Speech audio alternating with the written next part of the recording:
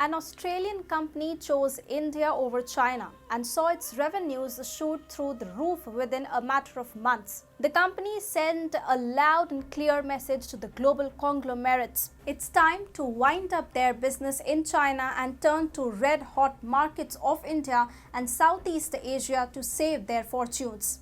Hi and welcome. You are watching TFI Global, the foreign affairs and geopolitical analysis arm of the TFI Media Group. I'm your host Tejasvi Malhotra, and in this video I will give insights on how big businesses are starting to ostracize China from the global trading stage. Let's begin.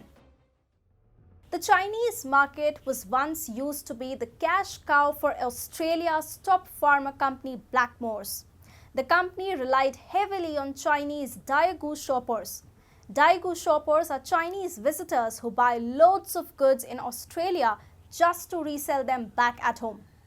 In 2016 and 17, demand from these Daigou shoppers would easily outrun supplies, thus shoring up revenues and profits for the company.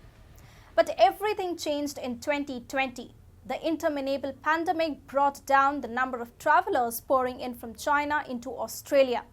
The Daigous disappeared and supply chains got throttled.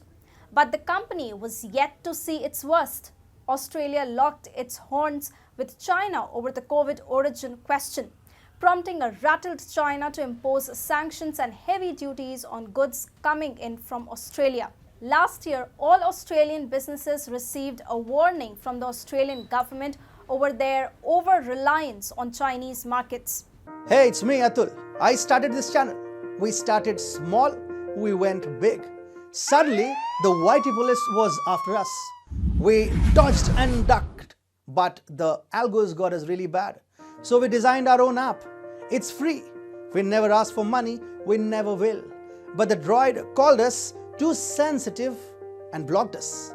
We still have an Apple app. Join us and fast, because if you don't, we will cease to exist. Check out the link in the description. Australian companies were told to hunt for alternate markets. The relations with China would get even worse in the coming months, and with no respite in sight, Australian businesses turned to India and Southeast Asia. Blackmores was in a precarious position. Moving beyond China was not something the company's administration had planned for.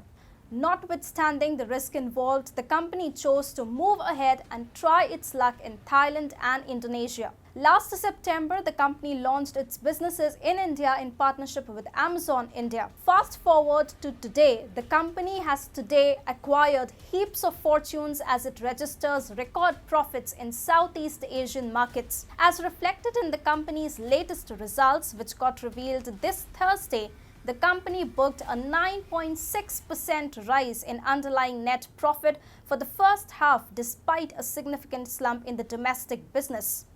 The company's chief executive, Alistair Symington, said the results were totally unexpected.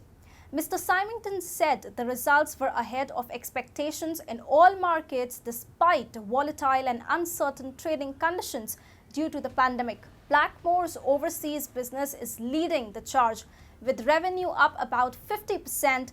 The biggest rise has been recorded in the Indonesian market, where the company saw an unprecedented 110% growth. Mr. Symington said 110% growth in the massive market of Indonesia was particularly pleasing, driven by consumers snapping up vitamin D and zinc to improve their immunity.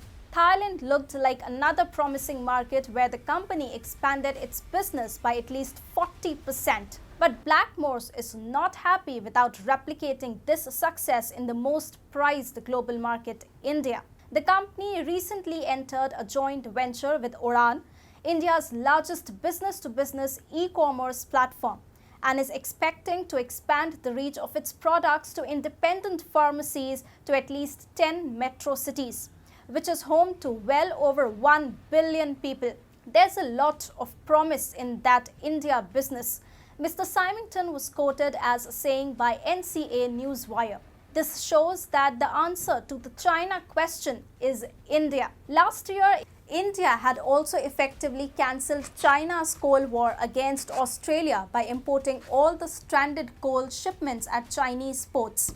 Australia is highly dependent on its trade with China, that roughly equals 31% of its total trade overseas. It needs India to offset the losses it may incur in the Chinese market. As seen in the case of Blackmore's, countries around the world are better off debilitating their trade ties with China and partnering with friendly nations like India and Indonesia.